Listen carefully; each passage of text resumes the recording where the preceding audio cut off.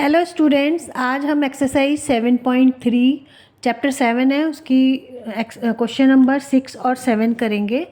Question number 6 में आपको बोला गया है कि check whether the given fractions are equivalent और नॉट। इसमें इक्वल हैं कि नहीं है आपको ये बताना है। तो ये मैं आपको इस वीडियो में तीन मेथड है उनसे बताऊंगी, जो आपको इजी लगेगा आप उसको फॉलो करना। तो फर्स्ट मेथड है कि आपको गिवन फ्रैक्शन एक तो 5/9 और आप देखोगे कि एक तो ये अपनी लोएस्ट फॉर्म में है, दूसरा आपको इक्विवेलेंट फ्रैक्शन निकालने का मेथड बताया गया है कि अगर हम न्यूमरेटर या डिनोमिनेटर में किसी कॉमन फैक्टर से मल्टीप्लाई करें तो जो नया फ्रैक्शन आएगा वो पुराने वाले जिसको हमने मल्टीप्लाई किया उसके इक्वल होगा। तो यहाँ आप देख रहे हो 5 है, इधर 30 है, तो इट मीन्स डिवाइड होने का तो सवाल नहीं है, आपको मल्टीप्लाई ही करना पड़ेगा। चाहे आप 5 को 6 से करके देखें तो आप कितना आएगा 30। तो अब हमें नीचे भी 6 से करना पड़ेगा, डिनोमिनेटर को भी। तो 9 6 ज़ा 54। तो इट मीन्स क्या हो गया कि both the fractions are equal. यहाँ पे आप इक्वल टू का साइन लगा दोगे तो आप लिखोगे yes fractions are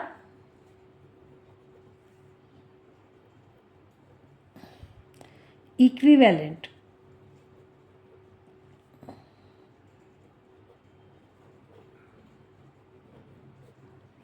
second method है आपका, इसमें आपको जो आपको बताया था कि अगर आपको फ्रैक्शंस को इक्वल प्रूव करना है तो आप उनको उसकी लोएस्ट फॉर्म में ले आइए। तो आप पहले हम लिखेंगे 5/9। तो ये आप देखोगे तो ऑलरेडी अपने सिंपलेस्ट फॉर्म में है, क्योंकि 5 और 9 में कोई भी कॉमन फैक्टर नहीं है, कोई भी कॉमन नंबर ऐसा नहीं है जिससे 5 और 9 डिवाइड हो जाए। जिससे 5 होगा उससे 9 नहीं होगा, जिससे 9 होगा उससे 5 नहीं होगा।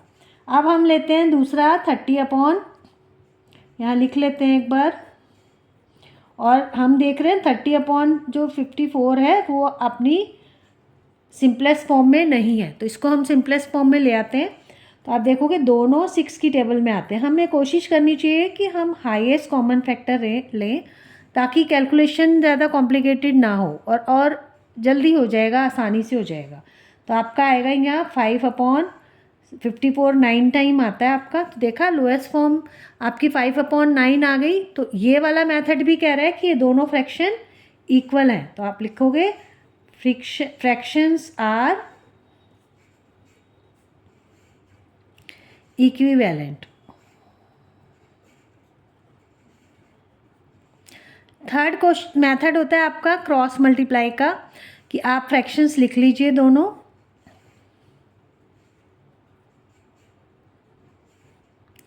(30/54) और इनको क्रॉस मल्टीप्लाई कर दी। इसको बोलते हैं क्रॉस मल्टीप्लाई करना। मतलब इसका एक फ्रैक्शन का न्यूमरेटर दूसरे वाले का डिनोमिनेटर, इन दोनों को अगर हम मल्टीप्लाई करेंगे तो क्या आएगा आपका 5 4 ज़ा 22, 5 5 ज़ा 25 और 2 27, 270 आ गया। तो देखते हैं इसका क्या, इसका भी मल्टीप्लिकेशन 27 आता है। यस 9 3 ज़ा 27 और 0 ऐसे ही लग जाएगा। तो आप देख रहे हो कि ये दोनों मल्टीप्लिकेशन प्रोडक्ट जो आया है मल्टीप्लाई करके वो सेम है। तो हम कहेंगे yes fractions are equivalent. Similarly second question है आपका, इसमें आप देख रहे हो 3/10 दिया हुआ है और इधर आपका है 12/50। तो अब आपको मैंने ऊपर बताया था कि ऊपर न्यूमरेटर को आपने मल्टीप्लाई करके देखा था, लेकिन ये कोई ज़रूरी नहीं है, आप डिनोमिनेटर से भी कर सकते हो। अब देखो इसमें डिनोमिनेटर को मल्टीप्लाई ही करना पड़ेगा क्योंकि फ्रैक्शन नंबर बड़ा है 50। तो इसको 5 से मल्टीप्लाई करेंगे तो आपको पता है 50 आएगा। तो हम क्या करेंगे, न्यूमरेटर को भी 5 से करेंगे। मतलब चाहे न्यूमरेटर के थ्रू चेक करो या डिनोमिनेटर के थ्रू, आपको मल्टीप्लाई सेम ही नंबर से करना है। तो ये आप देखोगे 3 5 ज़ा तो 15 होता है, तो ये दोनों नहीं है इक्वल, तो नॉट इक्वल आ जाएगा। क्यों? क्योंकि आपके दोनों प्रोडक्ट के बाद नहीं आ रहा है। तो fractions are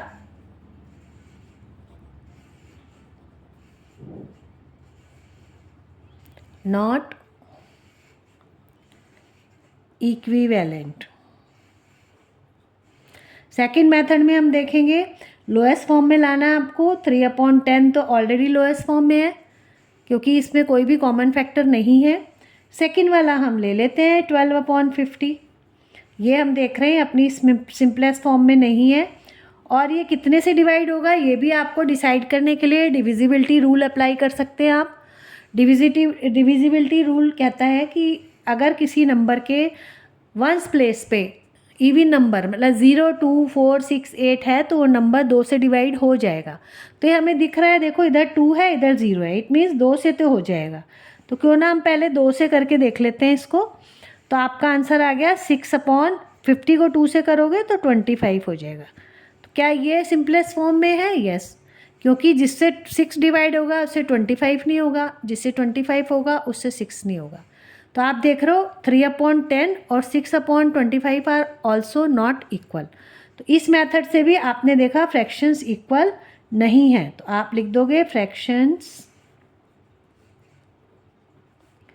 are not equivalent. Third cross multiply का है 3/10, 12/50, 12 को 10 से, 3 को 15 से। तो 3 को 50 से तो आप 150 आएगा। और 12 को 10 से करोगे तो आंसर विल बी 120। दोनों इक्वल नहीं है। Again fractions are not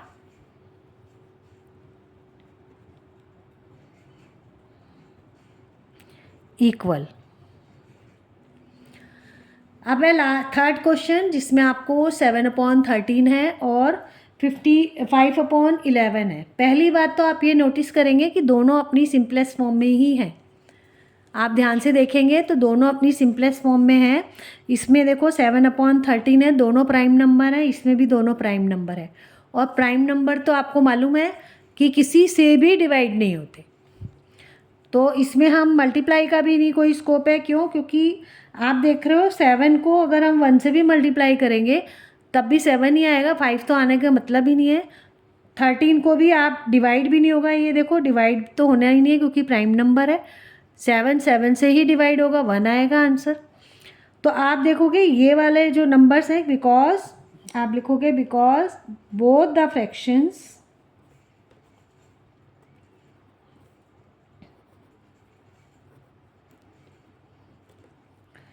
are not equal because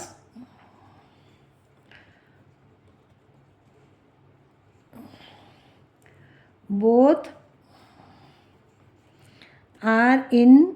आप लिख भी सकते हो, ऐसे भी लिख सकते हो, सीधा सीधा नहीं है। Lowest form but not similar. Lowest form में और सेम एकदम एक जैसे भी नहीं है, क्योंकि लोएस्ट फॉर्म में आने के बाद सिंपलेस्ट फॉर्म में आने के बाद सेम फॉर्म में आ जाते हैं। जैसे इसमें देखो सब में 5/9 आ गया है, ठीक है। और या फिर आप ये वाला मेथड तो होगा ही नहीं क्योंकि ऑलरेडी सिंपलेस्ट फॉर्म में है। थर्ड मेथड से आप क्रॉस मल्टीप्लाई वाले से कर सकते हो कि 7/13 है और 5/11 है।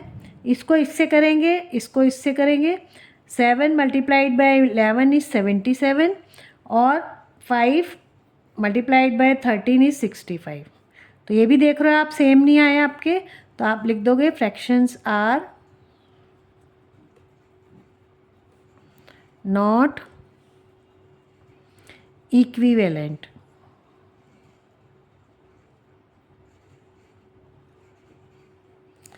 इस तरह देखा आपने, हमने 6 क्वेश्चन सॉल्व किया। अब हम 7th क्वेश्चन करेंगे।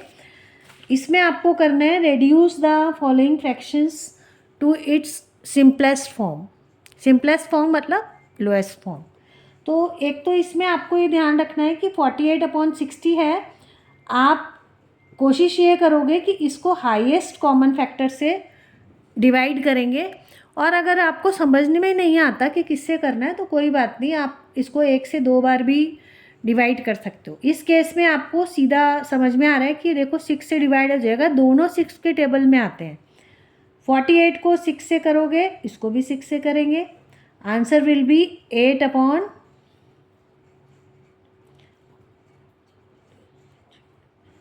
और ये 10।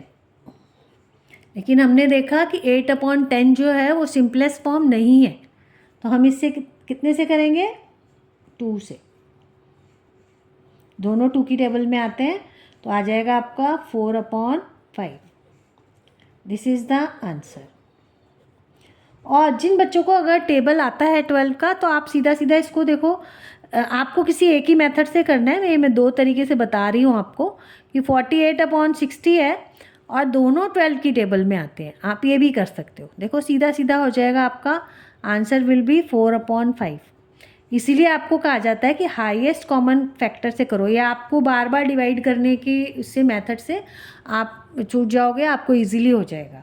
और अगर नहीं समझ में आ रहा देन इट्स ओके, आप 2 बार भी कर सकते हो।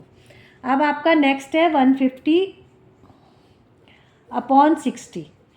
अब आपने कई बार देखा होगा कि हम कहते हैं 0 से 0 कैंसिल, तो कई बच्चों को लगता है भाई क्यों कैंसिल क्यों कर सकते हैं, तो देखो आप इसको इस तरह लिख सकते हो, 150 को 15 अपॉन 10 लिख सकते हो, और इसको आप लिख सकते हो 6 मल्टीप्लाइड बाय 10 लिख सकते हो ना। तो अब आप 10 से 10 तो कर सकते हो कैंसिल, इसी बेस को इसी को लेके हमने यहाँ पे कैंसिल करते हैं। अब आपका जो नया फ्रैक्शन है वो आपका आ गया 15 अपॉन 6। फ्रैक्शन छोटा होने से आपको साफ नज़र आ रहा है कि ये दोनों 3 की टेबल में आते हैं, ये अभी सिंपलेस्ट फॉर्म में नहीं आए हैं, तो हम इसको 3 से कर लेंगे। आपका आंसर आ जाएगा 5 अपॉन 2। ठीक है, तो आपने इस तरह ये सीधा सीधा आप 30 से भी कर सकते हैं, लेकिन वो थोड़ा मुश्किल हो जाएगा, आप इसको इसलिए 2 बार कर लो, तो आपका ये आंसर आ जाएगा 5 upon 2। This is the answer. Next आपका है 84 अपॉन 98। इसमें भी यही है, कई बच्चों को पता नहीं लगता है कि इसमें कितने से डिवाइड करना है, तो आप डिविजिबिलिटी रूल से आप देख सकते हो कि दोनों 2 से तो हो ही जाएंगे। क्यों, क्योंकि इसमें 4 है वंस प्लेस पे, इसमें 8 है, तो आप 84 को 2 से कर लीजिए डिवाइड। आप ओरली सीधा कर सकते हैं तो ठीक है, नहीं तो आप रफ में करके देख सकते हो। 84 को 2 से करोगे, 2 4 ज़ा 8, 4 कैरी किया, अब आपका 2 2 ज़ा 4, आंसर कितना आया 42। सिमिलरली 98 को करेंगे 2 से, ये भी आप साइड में कर सकते हो, 98 को 2 से करोगे, 2 4 ज़ा 8, 1 बच गया आपका, और 2 9 ज़ा 18, 49 आ गया। अब आप देख रहे हो ये आपके दोनों जो नंबर्स हैं वो 7 की टेबल में आते हैं, 7 6 ज़ा और 7 7 ज़ा, ये आपका लोएस्ट फॉर्म आ गई।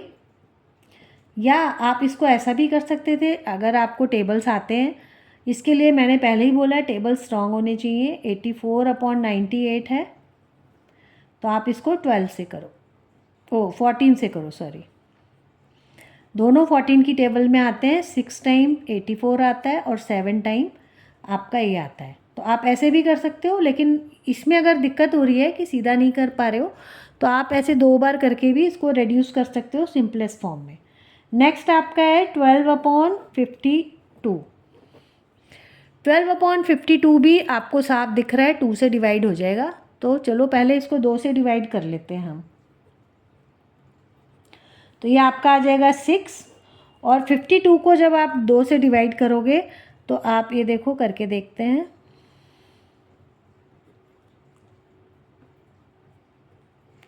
2 2 ज़ा 4, 1 2 कैरी करेंगे, 2 6 ज़ा 12, तो यहाँ आपका 26 आ गया।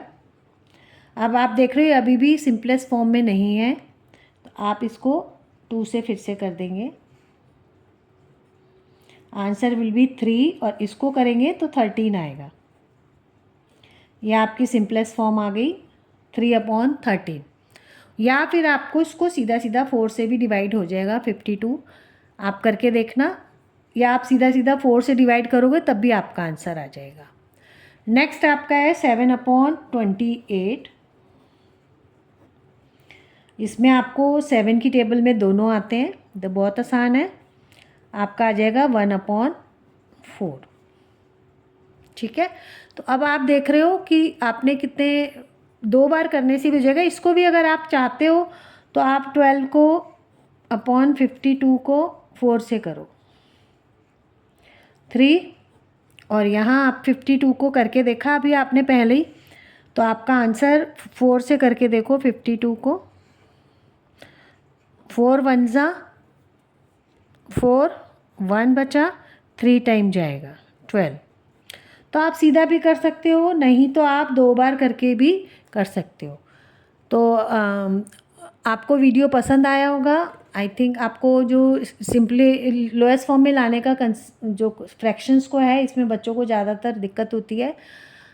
आपको कंसेप्ट क्लियर हुआ होगा। अगर वीडियो पसंद आया हो तो प्लीज़ लाइक कीजिए, सब्सक्राइब कीजिए। Thank you.